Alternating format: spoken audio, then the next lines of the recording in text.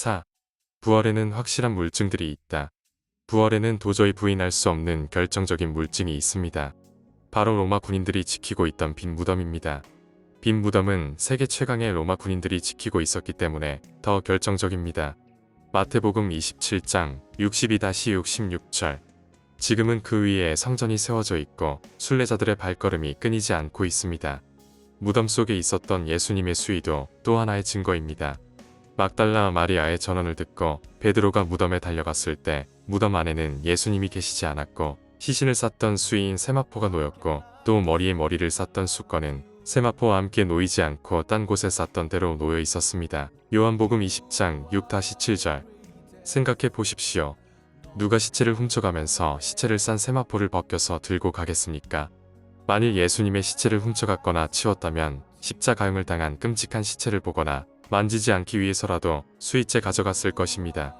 그러므로 이것은 대제사장이 퍼뜨린 것처럼 제자들이 몰래 시체를 훔쳐간 것이 아니라는 명백한 증거입니다. 또 머리를 쌌던 수건은 세마포와 함께 놓이지 않고 딴 곳에 쌌던 대로 놓여 있더라고 했습니다. 마치 빈 누에고치와도 같았다는 말입니다. 이 또한 예수님이 부활하셨다는 확실한 증거입니다. 왜냐하면 부활한 자들만 갖게 되는 신령한 몸이어야 이런 일이 가능하기 때문입니다. 일례로 부활하신 후 예수님은 제자들이 문을 안으로 잠그고 있던 실내의 문을 열지 않고 스르르 벽을 통과하여 들어오셨습니다. 요한복음 20장 19-20절. 똑같은 방식으로 예수님이 머리를 쌌던 수건을 통과하신 것입니다. 존 스토트는 수위가 헝클어지지 않았다라는 제목으로 이 사실을 다음과 같이 잘 정리해서 설명했습니다. 그리스도의 시체가 사라졌다고 말하는 기자가 수위는 그대로 있었다고 한 사실은 주목할 만한 일이다. 이 사실을 특별히 강조한 사람은 이런 것이 아닌데 그것은 그가 그 극적인 날 아침 베드로와 함께 무덤으로 달려갔었기 때문이다. 그는 베드로보다 빨리 달려가서 무덤에 이르렀으나 무덤 밖에서 들여다보기만 하다가 베드로가 도착한 후 무덤으로 들어갔다. 그때야 무덤에 먼저 왔던 그 다른 제자도 들어가 보고 믿더라. 이제 예수님의 부활이 실제로 일어났을 때 우리가 무덤 속에 있었다고 가정해보자. 우리가 어떤 광경을 볼 수 있었을까? 예수님이 움직이기 시작하다가 하품을 하고 기지개를 켠 다음 일어서는 것을 보았을까? 그렇지 않았을 것이다. 그는 죽었다. 그리고 부활했다. 그는 부활했지 소생하지 않았다. 우리는 그가 기적적으로 죽음을 통과하여 전혀 새로운 존재 세계로 들어갔다고 믿는다. 그렇다면 우리가 그곳에 있었을 경우 무엇을 보았을까? 갑자기 그의 시체가 사라지는 것을 목격했을 것이다. 시체는 증발하여 새롭고 다르며 기이한 어떤 것으로 변했을 것이다. 그리고 훗날 닫힌 문을 통과했듯이 수위를 통과하여 나가고 수위는 거의 건드리지 않은 채 그대로 남겨두었을 것이다.